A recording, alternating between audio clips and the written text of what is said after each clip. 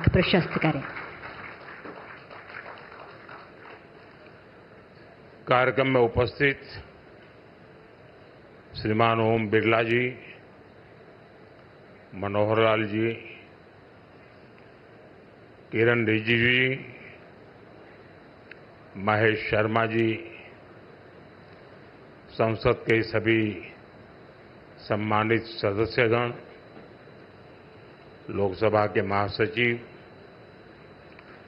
देवी और सज्जनों, अभी कुछ ही दिन पहले मैंने कर्तव्य पथ पर कॉमन सेंट्रल सेक्रेटेरिएट यानी कर्तव्य भवन का लोकार्पण किया है और आज मुझे संसद में अपने सहयोगियों के लिए इस रेजिडेंशियल कॉम्प्लेक्स के उद्घाटन का अवसर मिला है। ये जो 4 टावर्स हैं, उनके नाम भी बहुत सुंदर है। कृष्णा, गोदावरी, कोसी, हुगली, भारत की 4 महान नदियां जो करोड़ों जनों को जीवन देती हैं, अब उनकी प्रेरणा से हमारे जनप्रतिनिधियों के जीवन में भी आनंद की नई धारा बहेगी। कुछ लोगों को परेशानी भी होगी। कोसी नदी देख रखा है नाम, तो उनको कोसी नदी नहीं दिखेगी, उनको बिहार का चुनाव नजर आएगा। तो ऐसे छोटे मन के लोग जो होते हैं, उनकी परेशानियों के बीच भी मैं जरूर कहूंगा कि नदियों के नामों की परंपरा देश की एकता के सूत्र में हमें बांधती है। दिल्ली में हमारे सांसदों का ईज ऑफ लिविंग बढ़े, हमारे सांसदों के लिए दिल्ली में उपलब्ध सरकारी घर की संख्या अब और ज्यादा हो जाएगी। मैं सभी सांसदों को बधाई देता हूं। मेन फ्लैट्स के निर्माण से जुड़े सभी इंजीनियर्स और श्रमिक साथियों का भी अभिनंदन करता हूं, जिन्होंने मेहनत और लगन से ये काम पूरा किया है। साथियों, हमारे सांसद साथी जिस नए आवास में प्रवेश करेंगे, अभी मुझे उसका एक सैंपल फ्लैट देखने का मौका मिला।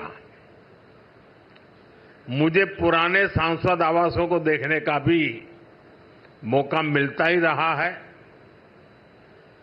पुराने आवास जिस तरह बदहाली का शिकार होते थे, सांसदों को जिस तरह आए दिन परेशानियों का सामना करना पड़ता था, नए आवासों में गृह प्रवेश के बाद उससे मुक्ति मिलेगी। सांसद साथी अपनी समस्याओं से मुक्त रहेंगे तो वो अपना समय और अपनी ऊर्जा और बेहतर तरीके से जनता की समस्याओं के समाधान में लगा पाएंगे। साथियों, आप सभी जानते हैं, दिल्ली में पहली बार जीतकर आए सांसदों को घर अलॉट करवाने में कितनी कठिनाई आती थी। नए भवनों से ये परेशानी भी दूर होगी। एक मल्टी स्टोरी बिल्डिंग्स में 180 से ज्यादा सांसद एक साथ रहेंगे। साथ ही इन नए आवासों का एक बड़ा आर्थिक पक्ष भी है। अभी कर्तव्य भवन के लोकार्पण पर ही मैंने बताया था, अनेक मंत्रालय जिन किराए की बिल्डिंग में चल रहे थे, उनका किराया ही करीब 1,500 करोड़ रुपए साल भर होता था। ये देश के पैसे की सीधी बर्बादी थी। इसी तरह पर्याप्त सांसद आवास न होने की वजह से भी सरकारी खर्च बढ़ता था। आप कल्पना कर सकते हैं, सांसद आवास की कमी होने के बावजूद 2004 से लेकर 2014 तक लोकसभा सांसदों के लिए एक भी नए आवास का निर्माण नहीं हुआ था। इसलिए 2014 के बाद हमने इस काम को एक अभियान की तरह लिया। 2014 से अब तक इन फ्लैट्स को मिलाकर करीब 350 सांसद आवास बनाए गए हैं। यानी एक बार ये आवास बन गए तब जनता का भी पैसा बच रहा है। साथियों, 21वीं सदी का भारत जितना विकसित होने के लिए अधीर है, उतना ही संवेदनशील भी है। आज देश कर्तव्य पथ और कर्तव्य भवन का निर्माण करता है तो करोड़ों देशवासियों तक पाइप से पानी पहुंचाने का अपना कर्तव्य भी निभाता है। आज देश अपने सांसदों के लिए नए घर का इंतजार पूरा करता है तो पीएम आवास योजना के जरिए 4 करोड़ गरीबों का गृह प्रवेश भी करवाता है। आज देश संसद की नई इमारत बनाता है तो सैकड़ों नए मेडिकल कॉलेज भी बनाता है। इन सब का लाभ हर वर्ग, हर समाज को हो रहा है। साथियों, मुझे खुशी है कि नए सांसद आवासों में सस्टेनेबल डेवलपमेंट, इसका भी विशेष ध्यान रखा गया है। ये भी देश के प्रो एनवायरमेंट और प्रो फ्यूचर सेफ इनिशिएटिव का ही हिस्सा है। सोलर एनेबल इंफ्रास्ट्रक्चर से लेकर सोलर एनर्जी में देश के नए रिकॉर्ड्स तक देश लगातार सस्टेनेबल डेवलपमेंट के विजन को आगे बढ़ा रहा है। साथियों, आज मेरे आपसे कुछ आग्रह भी हैं। यहां देश के अलग अलग राज्यों और क्षेत्रों के सांसद एक साथ रहेंगे। आपकी उपस्थिति यहां एक भारत श्रेष्ठ भारत का प्रतीक बनेगी। इसलिए अगर इस परिसर में हर प्रांत के पर्व त्योहारों का समय समय पर सामूहिक आयोजन होगा तो इस परिसर को 4 चांद लग जाएंगे। आप अपने क्षेत्र की जनता को भी बुलाकर इन कार्यक्रमों में उनकी भागीदारी करवा सकते हैं। आप अपने अपने प्रांतों की भाषा के कुछ शब्द भी एक दूसरे को सिखाने का प्रयास कर सकते हैं।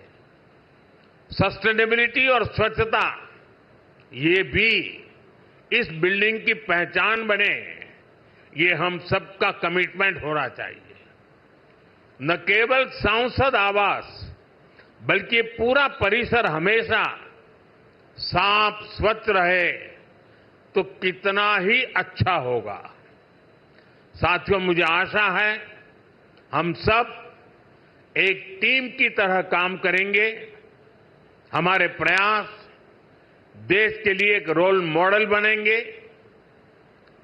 और मैं मंत्रालय से और आपके आवास कमेटी से आग्रह करूंगा,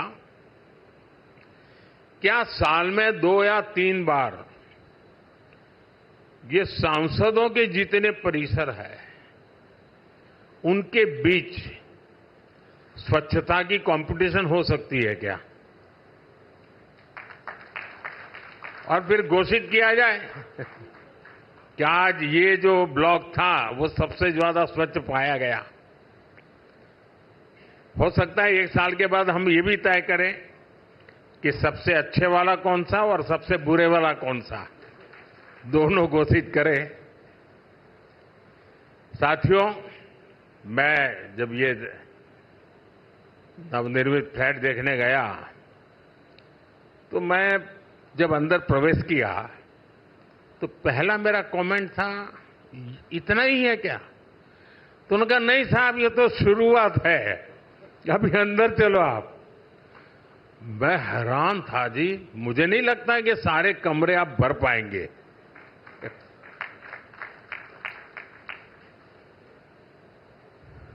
काफी बड़े हैं। मैं आशा करूंगा इन सब का सदुपयोग हो, आपके व्यक्तिगत जीवन में, आपके परिवार जीवन में ये नए आवास भी एक आशीर्वाद बने। मेरी बहुत बहुत शुभकामनाएं हैं। धन्यवाद।